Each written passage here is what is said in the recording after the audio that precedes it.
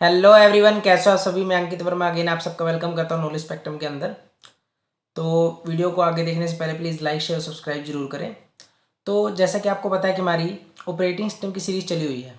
तो type of operating system के अंदर आज हमारा थर्ड ऑपरेटिंग सिस्टम है मल्टीटास्किंग ऑपरेटिंग सिस्टम। तो मल्टीटास्किंग को हम multi programme with round robin भी कहते हैं और टाइम शेयरिंग ऑपरेटिंग सिस्टम भी कहते हैं। तो फर्दर मूव करने से पहले हम डिस्कस करते हैं कि प्रीवियस हमने क्या किया था। तो लास्ट टॉपिक के अंदर हमने क्या डिस्कस किया था कि मल्टी प्रोग्राम है क्या। तो उसमें हमने सीपीयू की यूटिलाइजेशन कर ली थी और जितने भी रिसोर्सेज है उसकी यूटिलाइजेशन कर ली थी। बट मेन इशू ये था कि सीपीयू अगर हमने दे दिया किसी प्रोसेस को, बट वो कितने टाइम के लिए दिया, ये नहीं हमने डिफाइन किया था। तो मल्टीटास्किंग या फिर कह सकते हैं कि टाइम शेयरिंग के अंदर हम यही डिफाइन करेंगे कि किसी प्रोसेस को सीपीयू कितनी टाइम तक एलोकेट होगा। तो आगे जब फर्दर हम मूव करेंगे तो उसके अंदर राउंड रोबिन टेक्निक भी आएगी कि हर एक प्रोसेस को इतना टाइम मिलेगा। तो इसके बारे में बात करते हैं। तो भाई क्या था, तो इस टाइम हमारे जो ऑपरेटिंग सिस्टम था ना वो इंटरेक्टिव होने लग गया था, मतलब उससे कम्युनिकेशन अच्छी तरीके से हम कर सकते थे। तो टाइम शेयरिंग के अंदर क्या है कि हम किसी भी प्रोसेस को एक स्पेसिफिक टाइम दे देंगे, कितने टाइम तक अब चलेगी ये प्रोसेस, उसके बाद दूसरी प्रोसेस आ जाएगी और कॉन्टेक्स्ट स्विचिंग ऐसी प्रोसेस के बीच में चलता रहेगा। इसको और अच्छा तरीके से समझने के लिए हम एक एग्जाम्पल लेते हैं। मान लो कोई गाँव है, उसके अंदर पानी खत्म हो गया भाई। तो एक घर है जिसके अंदर पानी आ रहा है बस, ठीक है। तो उस घर के अंदर से नल चलाया और लोग लाइन में खड़े हो गए, 10 लोग लाइन में खड़े हो गए। कोई 2 बाल्टी लेके आ गया, कोई 3 बाल्टी लेके आ गया, तो कोई बहुत बड़ी लेके आ गया, कोई छोटी लेके आ गया। तो एक तो लगा रहा है 10 मिनट, एक लगा रहा है 15 मिनट, इतने पीछे वाले खड़े बंदे को हो गए 2 घंटे भी खड़े हुए, ठीक है। तो इसी चीज़ को रिमूव करने के लिए हमने क्या लगा दिया कि एक एक मिनट तक सभी पानी भर लो, जिसको जितना पानी मिलता है उसके बाद वो लाइन में लगता रहो और नेक्स्ट बंदे को आने दो। इससे क्या होगा, इक्वली शेयरिंग होगी सबकी। तो यही कॉन्सेप्ट हमने अपने प्रोसेस के बीच में लगाया कि हम हर एक प्रोसेस को सीपीयू एलोकेट कर देंगे। इतने कोई प्रोसेस इनपुट आउटपुट ले लिया, दूसरे प्रोसेस पे कॉन्टेक्स्ट स्विचिंग करेंगे, बट एक स्पेसिफिक टाइम तक करेंगे। इसके बाद नेक्स्ट प्रोसेस, उसके बाद नेक्स्ट प्रोसेस।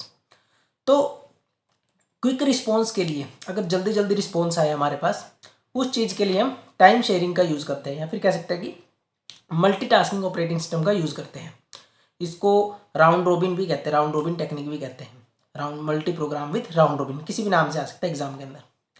तो इसके अंदर कहते हैं एक शेड्यूलर होता है जो एक क्यू के अंदर हर एक प्रोसेस को लेता है। अब आपको पता है क्यू है, एक डाटा स्ट्रक्चर है जो first in first out principle को फॉलो करता है। तो इसके अंदर क्या होगा, हर एक शेड्यूलर क्या करेगा, हर एक प्रोसेस को लेगा, उसको सीपीयू देगा एक स्पेसिफिक टाइम तक। जब वो इनपुट आउटपुट ले लेगी प्रोसेस तो उसको एग्जीक्यूट कर देगा। तो ऐसे हमारा प्रोसेस चलता रहेगा, दूसरी प्रोसेस आती रहेगी, शेड्यूलर शेड्यूल करेगा with the help of kernel. Kernel maintain करता है हार्डवेयर को, ठीक है भाई। तो इसके बाद हम देखते हैं कि इसकी एडवांटेज क्या है भाई, ठीक है ना। तो एडवांटेज की हम बात करें कि एक क्विक रिस्पॉन्स होता है, एक टाइम पे बहुत सारा काम हो जाता है, तो ये इसके एडवांटेज है।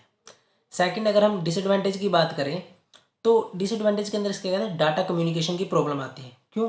क्योंकि बहुत सारी प्रोसेस आती है, हर एक सीपीयू मांगती है, तो साइमल्टेनियसली वर्क नहीं हो पाता, तो इसलिए डाटा कम्युनिकेशन के बीच में इशू आता है।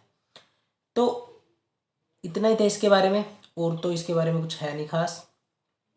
तो चलते हैं नोट्स की तरफ। Requirement: a user submit a computational requirement, a sub request to a process and examine its response on the monitor screen.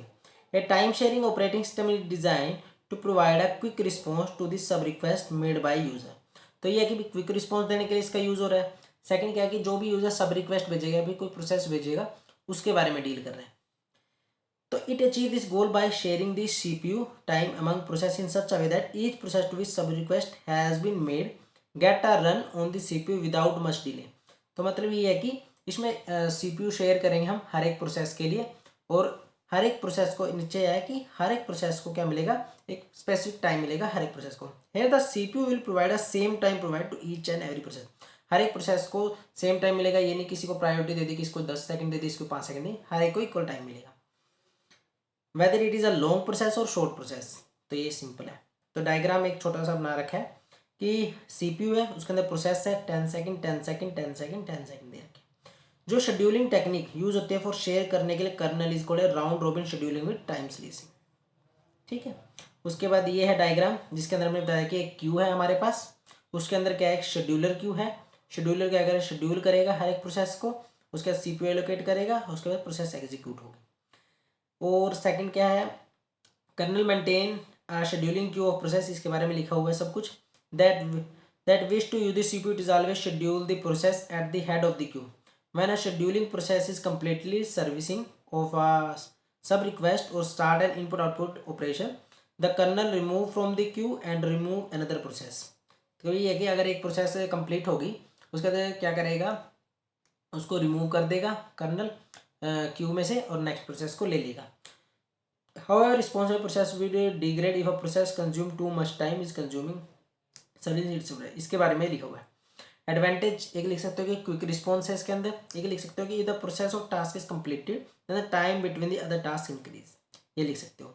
Second क्या है, डिसएडवांटेज क्या है, some time in the OS there में भी प्रॉब्लम हो data communication, इसके बारे में मैंने आपको बता दिया कि डाटा कम्युनिकेशन की प्रॉब्लम आती है, इसके बारे में बता दिया।